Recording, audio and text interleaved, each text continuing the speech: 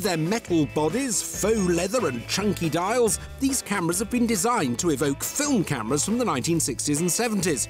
But despite their vintage appearance, the technology and features they offer are very modern indeed. They obviously appeal to those who are old enough to remember those times, but they're also bought by younger people, presumably to fit in with their retro, vintage lifestyles. The question is, do they manage authentically to convey the appeal of an old camera, and do they justify the premium price tags? To help me answer these questions, I took the ferry across the Mersey to Liverpool to meet photographer, cameraman and BAFTA award-winning filmmaker Paul Beriff. Back in the day, Paul spent his spare time snapping up-and-coming bands, one of which was a then little-known group called the Beatles. Hello, John. Nice to see you. Good to see you. I mean, these are absolutely magnificent portraits of the Beatles as they were just starting out. Yes, and that's right. I mean, how did you get access? I was training to be a photographer, and in my spare time I would go around to the theatres and persuade the managers to let me backstage. Oh, brilliant. And these are the actual cameras you use? These are the two cameras I use, the Rolleiflex and the Nikon F35mm camera. Well, I've got some cameras to test today that I really think you're going to enjoy. Great, great. First on test was the Nikon DF, designed to emulate the company's old film SLRs like Paul's original Nikon. A bit lighter than the ones that we used 50 years ago, but it still looks the same. Nice feel to it as well. And to get him in the mood, we invited the Cavern Club's very own house band, the Cavern Club Beatles. Paul was soon in his element. Ringo, just go to your right a bit, that's fine. To further enhance the retro vibe, Paul decided to shoot in black and white, and the DF didn't disappoint. Unlike Paul McCartney's trousers. Oh, pretty pants. Hey. Have you? Yeah. Hey? The pictures, however, were stunning, pin-sharp with low noise, and they had an atmosphere and depth you'd associate with film.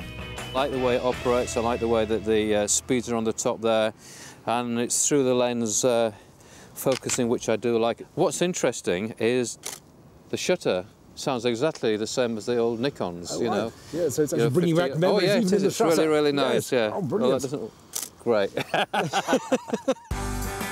Next, the Fuji X100S, a premium compact that looks like a cross between an old Leica and the rangefinder cameras families took on holiday in the 1960s.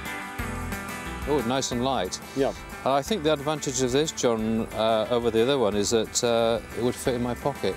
Paul seemed really to be enjoying the Fuji and was getting some great shots of our Fab Four. Nice lens, actually. The Fuji's party trick is its viewfinder that you can switch from optical with LCD overlay to fully electronic. Paul was impressed. It's nice, clear, crisp image information. Your eye's not scanning the viewfinder. It comes up straight away, you can see it, you know what you're doing, and you've got your instant readout, which is really, really nice. But not everything was rosy. The manual focus was fiddly. Quite a thin ring, isn't it? It is, yeah. You always need a focusing lever. I think you do. It's, your hand's pushing against the body of the camera. It's very difficult not to see your hand in the frame there where you're focusing.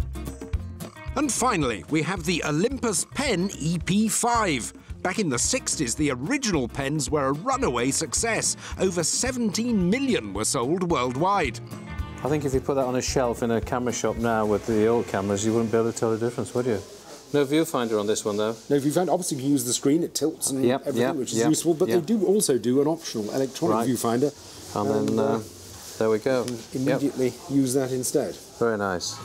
Now, we couldn't spend a day with the Cavern Club Beatles and not hear them sing.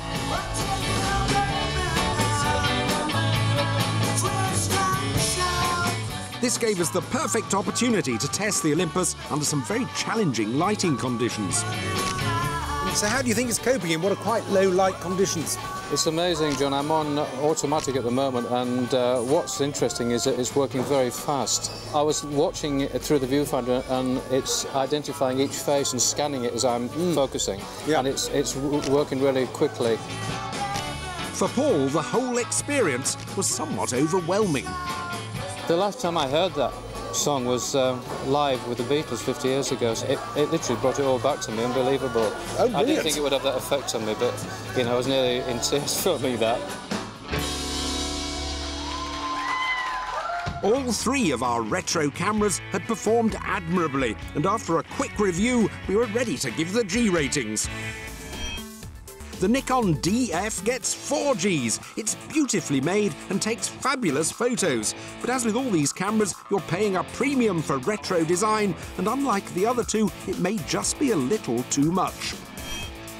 It's 4 Gs for the Olympus Pen. There's a lot to admire, but while the optional electronic viewfinder is great, it does rather spoil the looks and limit the camera's pocketability. And the Fuji X100S gets 4.5 Gs. It perfectly captures the spirit of the past, but it's packed with great modern technology and produces wonderful pictures, though the manual focus is a bit of a fiddle.